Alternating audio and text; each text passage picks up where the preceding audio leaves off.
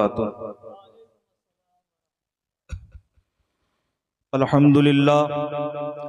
अल्हम्दुलिल्लाहिल्लज़ी वकफ़ा वसलामुन अला इबादिहिल्लज़ीना इस्तफ़ा। अम्मा बाद फ़अऊज़ु बिल्लाहि मिनश शैतानिर रजीम। बिस्मिल्लाहिर रहमानिर रहीम। मन युतिइर रसूला फ़क़द अताअल्लाह फ़ला वरब्बिका ला युमिनूना हत्ता युहक्किमूका फ़ीमा शजर बैनहुम। सदक़ल्लाहुल मौलानल अज़ीम व सदक़ रसूलुहुन नबियुल अमीनुल मुबीनुल मतीनुल करीम व नहनु अला ज़ालिका लमिनश शाहिदीन व शाकिरीन वल्हम्दुलिल्लाहि रब्बिल आलमीन। आइए हजरात, सबसे पहले आका इनामदार मदीने के ताजदार, दोनों आलम के मालिक व मुख्तार, हम गरीबों के गमगुसार, सैयदे अबरारो अखियार, आका नामदात शहनशाह ज़िवक़ार, रहमतल लिल आलमीन, हुजूर अहमद मुज्तबा मोहम्मद मुस्तफ़ा सल्लल्लाहु ताला अलैहि वसल्लम की बारगाह में दरूद शरीफ का हदिया पेश करें। पढ़ें बावाज़े बुलंद अल्लाहुम्मा सल्ली अला सय्यिदिना व मौलाना मुहम्मद बारिक वसल्लिम सल्लु अलैहि सलातो व सलाम अलैका या रसूल अल्लाह सल्लल्लाहु ताला अलैहि वसल्लम। जितने भी लोग घरों के अंदर बैठे हैं या बाहर घूम रहे हैं, जहाँ तक ये आवाज़ पहुँच रही है, मेरी गुजारिश है कि वो सब लोग मिलादे महफिल में आ जाएं। जहाँ तक भी मेरी आवाज़ पहुँच रही है, लोग सुन रहे हैं, हम यहाँ जो हाजिर हुए हैं, इस महफिल को जो सजाया गया है सिर्फ इसलिए सजाया गया है कि यहाँ से दीन की बातें कुछ ले करके हम अपने अपने घरों को जाएं। ये महफिल इसलिए नहीं सजी है कि इधर से झांक के देखें, उधर से झांक के देखें और ये देखें कि अभी कौन बैठा है कौन नहीं बैठा है। हम हुजूर की बातें करने बैठे हैं, हुजूर से मोहब्बत करने वालों की बातें करने बैठे हैं। आज ये हमारा नियम, हमारा कानून, ये हमारा दस्तूर बन चुका है। ये दिलों के अंदर, हमारे दिलों के अंदर ये चीज पैदा हो चुकी है। क्या चीज? कि अगर हुजूर का जिक्र होता है तो लोगों के कान में मक्खी भी नहीं हिलती। हमने अपने दिलों को इतना दूर कर लिया है हुजूर की मोहब्बत से कि अगर किसी मजार वाले का या किसी के पीर का या किसी बाबा का जिक्र चले तो हम जो है ना खिल उठते हैं। हुजूर के नाम पर हम नहीं खिलते। अगर किसी को वली बनाया गया है, किसी को सहाबा बनाया गया है, किसी को महबूब बनाया गया है तो सब नबी के सदक़े में बनाया गया है। तो सबसे पहले अल्लाह के रसूल की जात है। अगर रसूलुल्लाह का जिक्र हो और हमारे चेहरे ना खिलें तो समझो हमारा इश्क़ रसूल कमजोर है। अल्लाह के महबूब की बात हो, अल्लाह के हबीब की बात हो, अल्लाह के नबी का जिक्र हो, अल्लाह के रसूल का जिक्र हो और हमारे चेहरे यूं ही उदास हों तो समझो फिर हमारे दिलों में इश्क़ मुस्तफ़ा नहीं है। और फिर हमारे पीर का जिक्र आ जाए तो समझो कि हम जो है ना दौड़ लगा देते हैं। तो पीर बाद में है, पहले मुस्तफ़ा की जात है। आला हजरत कहते हैं कि अल्लाह की सरताबा कदम शान है ये, कि अल्लाह की सरताबा कदम शान है ये, इंसान ही इंसान वो इंसान है ये। कुरान तो ईमान बताता है इन्हें, कुरान तो ईमान बताता है इन्हें। ईमान ये कहता है मेरी जान है ये, ईमान ये कहता है मेरी जान है ये। अल्लाह रब्बुल इज्जत कुरान मुक़द्दस में इरशाद फरमाता है मन युतिउर रसूला फ़क़द अता अल्लाह। अल्लाह इरशाद फरमाता है कि जो मेरे रसूल का हुक्म माना, जिसने मेरे रसूल का हुक्म माना गोया कि उसने मेरा हुक्म माना। कि रसूलुल्लाह का हुक्म अल्लाह का हुक्म है। और आगे इरशाद फरमाता है, फला वरब्बिका ला युमिनूना हत्ता युहक्किमूका फीमा शजरा बैनहुम। ए हबीब तुम्हारे रब की कसम, ए हबीब तुम्हारे रब की कसम, लोग उस वक्त तक मुसलमान नहीं हो सकते जब तक कि अपने आपस के झगड़ों में मुझे हाकिम ना समझ लें। मतलब तुम्हें हाकिम ना समझ लें। जब तक अल्लाह का रसूल हमारे आपसी झगड़ों में हाकिम ना बन जाए, जब तक लोग मुसलमान नहीं हो सकते हैं। आज हम उलझे हुए हैं, कोई फुला को मानता है, कोई फुला को मानता है, कोई फुला बन बैठा है, कोई फुला बन बैठा है। हम बढ़ चुके हैं, हम बढ़ चुके हैं हम। तो अल्लाह इरशाद फरमाता है, जब तक तुम मेरे हबीब को हाकिम न मान लो, उस वक्त तक तुम मुसलमान नहीं हो सकते हो। कोई कहता है रसूल हमारी तरह है, कोई कहता है नबी हमारी तरह बशर है। आइए हम क्या कहते हैं इसको तो छोड़ते हैं, हम नबी की ज़बानी सुनते हैं कि नबी कैसे हैं, नबी को कौन जानता है। तो आका इरशाद फरमाते हैं, या अबा बकरिन लम यारिफनी हकीकतन गैरु रब्बी। आका इरशाद फरमाते हैं, ए अबू बकर तुम मेरी हकीकत को नहीं जानते। क्या इरशाद फरमा रहे हैं, अबू बकर तुम मेरी हकीकत को नहीं जानते। अल्लाह का रसूल इरशाद फरमा रहा है, ए अबू बकर तुम मेरी हकीकत को नहीं जानते हो।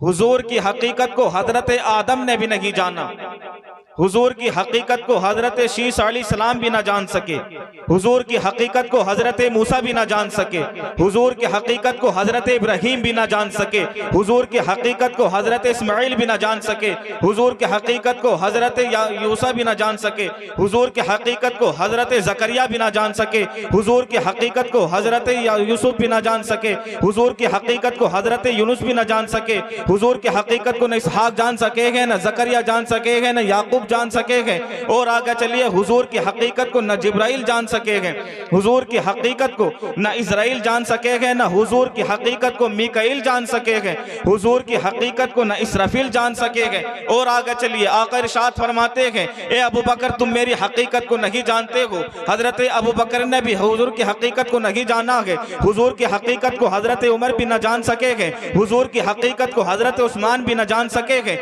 हुजूर की हकीकत को हजरत अली भी न जान सके हैं। और आगे चलिए, आका इरशाद फरमाते हैं कि हुजूर की हकीकत को करबला का हुसैन भी न जान सके हैं, हुजूर की हकीकत को गौसे आजम भी न जान सके हैं, हुजूर की हकीकत को हिंदुस्तान का राजा हमारा ख्वाजा भी न जान सका है, हुजूर की हकीकत को इमाम अहमद रजा भी न जान सके हैं। दुनिया के अंदर जितने नबी, जितने सहाबा, जितने वली इस दुनिया के अंदर तशरीफ ले करके आए हैं, किसी ने भी नई नबी की हकीकत को नहीं जाना है। मोहतरम हजरात, कौन हजरत आदम? अरे वो हजरत आदम कि जिनसे इंसानी वजूद चलता है। कौन हजरत आदम? वो हजरत आदम कि जिसे अल्लाह रब्बुल इज्जत ने जिस्मानी तौर पर मिट्टी से सबसे पहले पैदा किया है। उस जात का नाम हजरत आदम है जिनसे इंसानी वजूद चल रहा है। वो आदम भी नबी की हकीकत को ना जान सका है। हजरत मूसा ऐसा जलाली नबी, वो भी नबी की हकीकत को ना जान सका है। हजरत इब्राहीम खलीलुल्लाह जिसको अल्लाह रब्बुल इज्जत ने अपना दोस्त बना करके दुनिया में भेजा है, वो अल्लाह का दोस्त हजरत इब्राहीम भी नबी की हकीकत को ना जान सका है। हजरत इब्राहीम, हजरत इस्माइल ज़बीहुल्लाह, वो भी नबी की हकीकत को ना जान सका है। आइए और आगे चलिए, हजरत जिब्राइल जो अल्लाह का पैगाम रसूल तक पहुंचाते थे, वो ऐसा फरिश्ता, फरिश्तों का सरदार, वो फरिश्तों का सरदार भी नबी की हकीकत को ना जान सका है। और आगे चलिए, हजरत अबू बकर सिद्दीक जो जलबत में नबी के साथ हैं, खलबत में नबी के साथ हैं, बैठे हैं तो नबी के साथ, लेटे हैं तो नबी के साथ, चल रहे हैं तो नबी के साथ। दुनिया के अंदर नबियों के बाद जिसकी जात सबसे अशरफुल मखलूकात है, जो सबसे अरफो आला है, वो अबू बकर की जात है। गए, मगर वो अबू बकर भी नबी की हकीकत को न जान सका गए। आइए और आगे चलिए। हजरत उमर फारूक, कौन उमर फारूक? ये वो उमर फारूक हैं कि अगर रास्ते में चल देते हैं तो शैतान अपना रास्ता तब्दील कर देता है। ऐसा उमर भी नबी की हकीकत को न जान सका गए। अरे कौन उमर फारूक? जब ये ईमान लेकर के आए गए तो मक्का की सरजमीन पर ऐलान करते गए, कौन है वो माई का लाल जो, कौन है वो माई का लाल जो, कौन है वो ऐसा बेटा जो यतीम होना चाहता है, कौन है वो औरत जो बेवा होना चाहती है। ऐसा उमर नबी की हकीकत को ना जान सका है। और बड़े वो उस्मान भी नबी की हकीकत को ना जान सका है, जिसकी मुत्तकी परहेजगारी की छींटें अगर हम पे पड़ जाएं तो कसम खुदा के हम अल्लाह के महबूब बन जाएं, हम अल्लाह के वली बन जाएं। ऐसा मुत्तकी, ऐसा परहेजगार वो उस्मान भी नबी की हकीकत को ना जान सका है। और आगे चलिए, हजरत अली, कौन अली कि जिस मिंबर पर हुजूर खड़े होते हैं और इरशाद फरमाते हैं, ए सहाबा, ए मेरे प्यारे सहाबा, जो मांगना चाहते हो मांग लो, जो मांगना चाहते हो मांग लो। उसी मिंबर पर खड़े होकर हजरत अली इरशाद फरमा रहे हैं, ए लोगों, जो पूछना चाहते हो पूछ लो, जो मालूम करना चाहते हो मालूम कर लो। वो अली जो दुनिया के अंदर ऐसा मुफ्ती, ऐसा आलिम, ऐसा मुहद्दिस न पैदा हुआ है, न कल क़यामत तक पैदा हो सकता है। उस अली ने भी नबी की हकीकत को नहीं जाना है। करबला के मैदान के अंदर वो हुसैन पाक जिसको हुजूर, जिसके लबों को चूमते थे, जिसने दीन के खातिर अपनी गर्दन को कटा दिया, वो हुसैन पाक नबी की हकीकत को न जान सका है। जिसे आज लोग कह देते हैं कि बेचारा हुसैन करबला के मैदान के अंदर प्यासे मर गए, तड़प तड़प के मर गए। अरे मैं तो ये कहता हूँ हुसैन पाक तो बहुत दूर की बात है, हुसैन पाक की जात तो बहुत अरफा आला है। हुसैन पाक का गुलामों का गुलाम, गुलामों का गुलाम, गुलामों का गुलाम। अरे कौन गुलाम? हिंदुस्तान का राजा, हमारा ख्वाजा, जब एक छोटे से कटोरे में पूरा ना सागर समा सकता है तो कसम खुदा की हमारा ईमान है, हमारा अकीदा है कि करबला की सरजमीन पर अगर हुसैन पाक जमीन को इशारा कर देते तो जमीन से पानी के जर्रात निकल जाते। अगर हुसैन पाक आसमान को इशारा कर देते तो आसमान से पानी बरसता। कसम खुदा की हुसैन पाक जिस तरफ को इशारा कर देते तो पानी के चश्मे जारी हो जाते। वो हुसैन नबी की हकीकत को न जान सका। और आगे चलिए, वलियों के सरदार हुजूर गौसे आजम इरशाद फरमाते हैं कि अगर किसी को विलायत मिलती है तो मेरे कदमों से मिलती है। जब तक अब्दुल कादिर का कदम किसी वली के गर्दन पर नहीं पड़ता है, जब तक किसी को अल्लाह विलायत अदा नहीं फरमाता है, ऐसे बंदे को भी, ऐसे गौसे आजम को भी नबी की हकीकत का मालूम नहीं है। दुनिया के अंदर जितने भी नबी, जितने भी वली, जितने भी सहाबा तशरीफ लेकर के आए हैं, बरेली के सरजमीन पर इमाम अहमद रजा जो आशिक़े रसूल है, ऐसा आशिक़े रसूल जो दुनिया के अंदर अब पैदा नहीं हो सकता है, उससे भी पूछा गया कि तुम नबी की हकीकत को जानते हो? तो वो कहते हैं अलबत्ता मैं नबी की हकीकत को नहीं जानता हूँ, मगर मैं इतना जानता हूँ। वो कहते हैं कि सरबर कहूँ के मालिक को मौला कहूँ तुझे, बागे खलील का गुले ज़ेबा कहूँ तुझे, और तेरे तो वस्फ़े ऐब है तनाही से भरी, हैरान मेरे शाह में क्या क्या कहूँ तुझे। और रजा ने तो खत्मे सुगनिसी पे कर दिया, रजा ने तो खत्मे सुगनिसी पे कर दिया, खालिक का बंदा खल्क का आका कहूँ तुझे। ये वो जात है नबी की जो हजरत आदम भी न जान सके, कोई नबी न जान सका, मगर आज न पिद्दी के शोरबे ये नबी की हकीकत को जानते हैं। कहते हैं नबी हमारी तरह बशर हैं, नबी के कदमों की धूल भी नहीं बन सकते हैं, नबी के कदमों की धूल। नबी खुद इरशाद फरमा रहे हैं कि मेरी हकीकत को नहीं जानते हैं ये। कौन नबी? और आगे चलिए, जब अल्लाह रब्बुल इज्जत ने हजरत आदम अलैहिस्सलाम को पैदा किया तो उनके दिल में यही तमन्ना थी कि मेरा मौला मुझसे राजी रहे। जब हजरत शीश अलैहिस्सलाम को पैदा किया उनके भी दिल में यही तमन्ना है, यही आरजू है कि मेरा मौला मुझसे राजी रहे। जब हजरत इब्राहीम को पैदा किया है उनके भी दिल में यही तमन्ना है, यही आरजू है मेरा मौला मुझसे राजी रहे। हजरत इस्माइल आए हैं उनके भी दिल में यही तमन्ना है, यही आरजू है मेरा मौला मुझसे राजी रहे। हजरत इसहाक आए हैं उनके भी दिल में यही तमन्ना है, यही आरजू है कि मेरा मौला मुझसे राजी रहे। जितने भी नबी दुनिया के अंदर तशरीफ लेकर के आए हैं सबके दिल में यही तमन्ना तमन्ना थी, यही आरजू थी कि मेरा मौला मुझसे राजी रखे। कसम खुदा की, जब अल्लाह का नबी तशरीफ लेकर के आया है, जब अल्लाह का हबीब तशरीफ लेकर के आया है, जब शमसुद्दुहा बदरुद्दुजा नूरुल हुदा काफिल बरा तशरीफ लेकर के आया है, जब वो नबी तशरीफ लेकर के आया है जिसकी कुरान तारीफ यूं करता है, जिसकी कुरान कहता है वद्दुहा वल्लैली इज़ा सजा हो तुम वरफ़अना लका ज़िक्रक हो तुम अलम नशरह लका ज़िक्रक हो तुम। कुरान कहता है यासीन वल कुरानिल हकीम इन्नका लमिनल मुरसलीन हो तुम। कुरान कहता है यदुल्लाहि फौका अयदीहिम हो तुम। कुरान कहता है यासीन वल कुरानिल हकीम इन्नका लमिनल मुरसलीन हो तुम। कुरान कहता है सुब्हानल्लज़ी अस्रा बि अब्दिही लैला मिनल मस्जिदिल हराम हो तुम।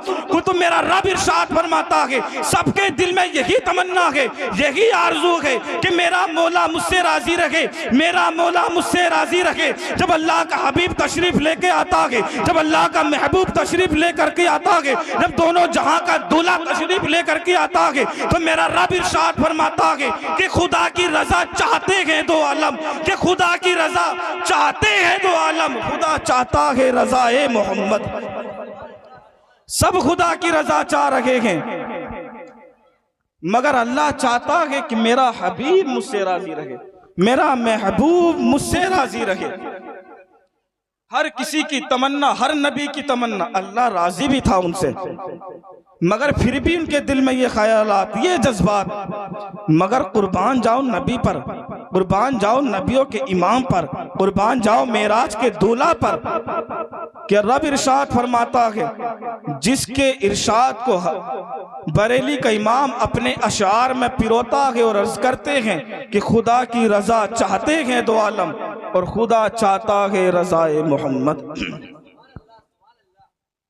तो मोहतरम, जैसा कि आपको मालूम है कि हमने इस महफिल को सजाया है इल्म दीन सीखने के लिए, खाली मनोरंजन के लिए तो सजाया नहीं है कि साहब मनोरंजन करना है, थोड़ा सा बैठना है, कुछ देर बैठना है, 1 बजे 2 बजे।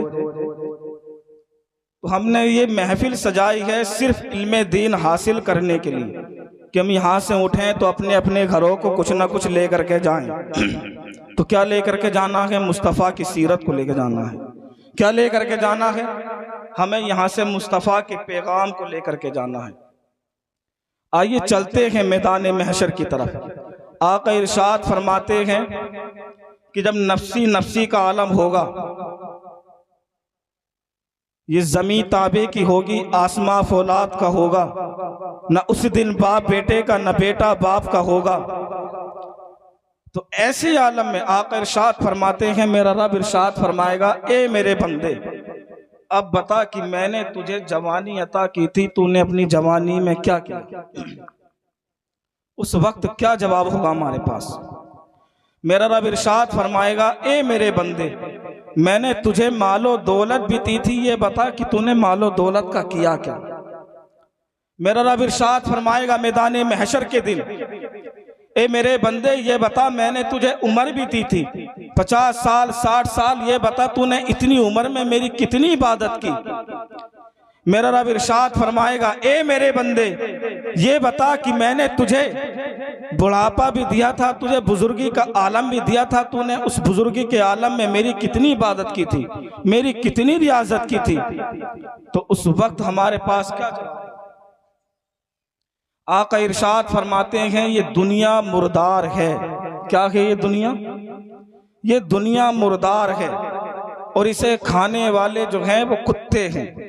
जिस तरीके से जंगल के अंदर एक जानवर मर जाता है और जंगल के कुत्ते उसे नोच नोच कर खाते हैं, तो ठीक इसी तरह ये दुनिया है, उस दुनिया को खाने वाले उस कुत्ते की शक्ल में। तो हमें दुनियादार नहीं बनना है, बल्कि हमें क्या बनना है? हमें दीनदार बनना है। मालो दौलत कमाओ बेशक, मगर अपनी पहचान करवानी है तो दीनदार में करवाओ। कि लोग हमें मालो दौलत वाला ना कहें, लोग हमें करोड़पति कहकर ना पुकारें, लोग हमें मालो दौलत वाला कह के ना पुकारें, लोग हमें गाड़ियों से ना पूछें, बल्कि लोग हमें पुकारें तो कहें, यार ये फुला शख्स है, बड़ा दीनदार है, यार ये शख्स जो जा रहा है नमाजी है, मुत्तकी है, परहेजगार है। जिस तरह लोगों ने अगर पुकार लिया, लोगों ने अगर कह दिया दुनिया के अंदर कि ये दीनदार है दुनियादार नहीं है, तो कसम खुदा की उसकी दुनिया भी कामयाब हो जाएगी, कब्र भी कामयाब हो जाएगी और हश्र भी कामयाब हो जाएगा। और जिसकी कब्र कामयाब हो गई उसका हश्र कामयाब हो गया, समझो वही क्या है, जन्नत का हकदार है।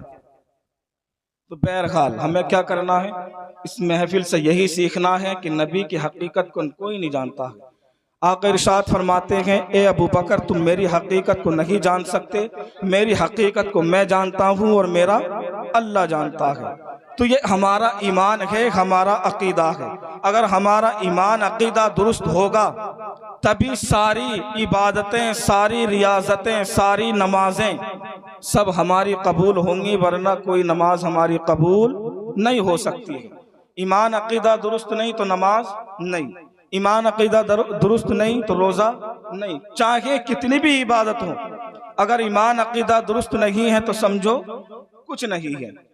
और दूसरा पैगाम, दूसरी चीज यार, एक यही चीज है, मस्जिदों में लोग तकरीर सुनते हैं, टाइम पर आते हैं कि साहब 5 मिनट रह गए और 10 मिनट रह गए, चलो अब। अगर इस मिंबरों पर भी हक नहीं बोला जाएगा तो फिर कहाँ बोला जाएगा? मिंबर हक बोलने के लिए है ना, और मिंबर पर हक ही लोगों को बिठाया जाता है। तो इन मिंबरों से अगर हक नहीं बोला जाएगा तो समझो फिर कहीं हक नहीं बोला जाएगा। अगर इस मिंबर पर हुजूर की बातें नहीं होंगी तो समझो फिर कहीं नहीं होंगी। अगर इस मिंबर से हुजूर का दीन नहीं फैलेगा, हुजूर का दीन नहीं बटेगा तो समझो फिर कहीं नहीं बढ़ सकता। तो मैं यही कहूँगा, जहाँ तक मेरी नजरें भी जा रही हैं, लोग अमल नहीं करते हैं, लोग नहीं मानते हैं। अगर पीर कह दे तो लोग अमल कर लेते हैं कि साहब हमारे बाबा जान कह दे। बाबाओं की बहुत मानते हैं लोग, मज़ारों पर बैठने वाले बाबाओं की बहुत मानते हैं लोग, मज़ारों पर बैठने वाले पीर की बहुत मानते हैं लोग। हम पीर की मोहब्बत में 400 किलोमीटर, 1000 किलोमीटर दूर का सफ़र तो कर सकते हैं, मगर हम अल्लाह की मोहब्बत में चंद मिनट का फासला पार करके नमाज नहीं पढ़ सकते। बताओ, हक बात है नहीं है? अभी तुम्हारा पीर कह दे साहब आना है तो हजारों पैसा खर्च करके तुम पीर की हाजिरी दोगे, मगर फ्री में कोई पैसा नहीं लगता, सिर्फ अल्लाह इतना सवाब अता फरमाता है, तुम्हारे कर्ज को, तुम्हारे बोझ को तुम्हारे ऊपर से उतार देता है, मगर फिर भी हम क्या है, नमाज पढ़ने को तैयार नहीं है। तो किसकी असल मोहब्बत है? हुजूर की असल मोहब्बत है या पीर की? असल मोहब्बत किसकी है? हुजूर की है ना। तो हुजूर के इरशाद फरमाते हैं कि नमाज मेरी आंखों की ठंडक है। तो ठंडक देने किसे जा रहे हो तुम? पीर को। है ठंडक किसे दी जा रही है? पीर को। तो वो ठंडक क्या दी जा रही है तुम्हारी? पीर कोई तुमसे खुश थोड़ी होता है। जो अल्लाह वाले होते हैं वो तुम्हारे नजरानों से खुश नहीं होते हैं, जो अल्लाह वाले होते हैं वो तुम्हारे आने जाने से खुश नहीं होते हैं, जो अल्लाह वाले होते हैं वो तुम्हारी नमाज, रोजे, सच्चाई और हक से खुश होते हैं। तुम्हारी हक परस्ती से अल्लाह वाले खुश होते हैं, तुम्हारे नजरानों से, तुम्हारे आने से, तुम्हारे जाने से, तुम्हारे मुर्गे मुसल्लम से अल्लाह वाले खुश नहीं होते हैं। तो महफिल का पैगाम, अल्लाह के रसूल का पैगाम यही है कि सच्चे बन जाओ, अच्छे बन जाओ, और अपना पहनावा भी ऐसे कर लो कि लोग हमें दुनिया में देखें तो कहें ये मुसलमान है। वरना हमारे पहनावे भी ऐसे होते जा रहे हैं कि लोग हमें देखते हैं तो ये नहीं फैसला कर सकते यार ये मुसलमान है ये दूसरा वाला। ये हकीकत है। मैं भी देखता हूँ चंद लोगों को तो हाथों में कड़ा पहन के बैठे हुए, कुछ लोग हाथों में कड़ा, किसकी पहचान है? शरीयत इजाजत देती है इस चीज की? नहीं देती ना। फिर भी अगर हाँ पीर कह दे कि कड़ा नहीं पहनना है तो पीर का कहना माना जाएगा, मगर हुजूर की बात नहीं मानी जाएगी। पीर कह दे कि हाथों में 5-5 अंगूठियां पहननी है तो 5-5 पहनी जाएंगी, मगर हुजूर कहते हैं कि एक से ज्यादा पहनना जायज नहीं है तो नहीं मानी जाएगी। नहीं, पीर बड़ा है। तो पीर परस्ती के चक्कर में हम बढ़ चुके हैं। इन पीर बाबाओं के चक्कर में हमें दुनिया भी नुकसान हो रहा है, हमारा दीन का भी नुकसान हो। सबसे ज्यादा नुकसान अगर इस दीन के अंदर हो रहा है, दुनिया के अंदर हो रहा है, तो ये मज़ारों पे बैठने वाले ये पीर ही हैं जिन्होंने दीन को खराब कर रखा है, जिन्होंने शरीयत को खराब कर रखा है। और कोई नहीं है। कोई ना बढ़ावा देने वाले कौन है? हम लोग हैं। पीर बनना, वली बनना कोई आसान नहीं है। मेरा रब कुरान में इरशाद फरमाता है, अत्ताइबून अल आबिदून अल हामिदून अस्साइहून अल राकिऊन अल आमिरून बिल मारूफ वन्नाहून अनिल मुनकर वल हाफिजून लिहुदूदिल्लाह व बश्शिरिल मुमिनीन। कि पीर बनने की भी कई सारे शराइत होते हैं। पीर बनने के लिए अल्लाह की इबादत करनी पड़ती है, अल्लाह से तौबा करनी पड़ती है, अल्लाह के लिए रुकू करने पड़ते हैं, सुजूद करने पड़ते हैं, रोज़ा रखने पड़ते हैं। और मेरा रब इरशाद फरमाता है बिल मारूफ की नेकी का हुक्म देना पड़ता है और नेकियों पर चलना पड़ता है। फिर मेरा रब इरशाद फरमाता है, ए मेरे महबूब जिसके अंदर ये तमाम खूबियाँ पाई जाएं, अब तुम उसे जन्नत की बशारत अदा कर दो। ऐसा नहीं है कि साहब 5-5 अंगूठियां पहनी और बन गए पीर। ऐसा नहीं है कि बड़े बड़ी जुल्फें रख ली, कमर तक औरतों की तरह जुल्फें रख ली, बन गए पीर। ऐसा पीर नहीं बना जाता। पीर नहीं, समझो पैर है वो पैर। सबसे बड़े जहन्नम के जो हुस्मा होंगे ना तबके में, वो यही लोग होंगे जहन्नम के तबके में, कि जिनकी जुल्फें देखो तो कमर तक, जिनके हाथ देखो तो 5-5 अंगूठियां, जिनके चेहरे देखो तो दाढ़ी गायब, कि चेहरों से नूर नहीं, कुछ और ही बरसता साहब, नूर नहीं बरसता उनके चेहरों से।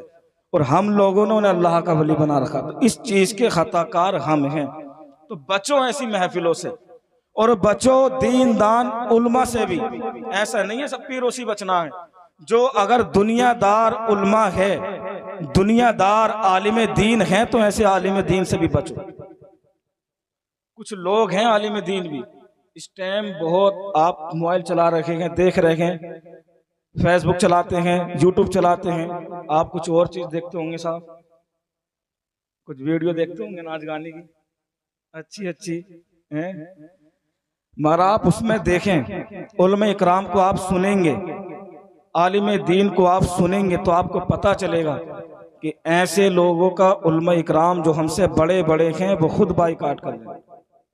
कि अगर कोई शायर सिर्फ पैसे के लिए आता है तो ऐसे लोगों का बाइकाट करो, मिला दो से। अगर कोई मुकर्रिर सिर्फ पैसों के लिए आता है, हक बात नहीं बोलता है, दीन की बात नहीं बोलता है, तो ऐसे मुकर्रिरों का भी बाइकाट करो, मिला दो से। क्यों? ये मिंबर बार बार नहीं सचते हैं, ये मिंबर रोजाना नहीं सचते हैं। दुनिया के अंदर ये वाहिद जगह है अब कि जहां से दीन मुस्तफ़ा फैलेगा। अगर यहाँ ही दीन मुस्तफ़ा नहीं फैल सकता तो कसम खुदा की पूरी दुनिया में कहीं नहीं फैल सकता। तो मेरी दुआ है कि अल्लाह रब्बुल इज़्ज़त हम सबको अमल खैर की तौफीक अता फरमाए और जलसा भी उतना ही करो कि जब तक हम फजर की नमाज पढ़ सकें। ये बहुत बड़ी खराबी चल रही है।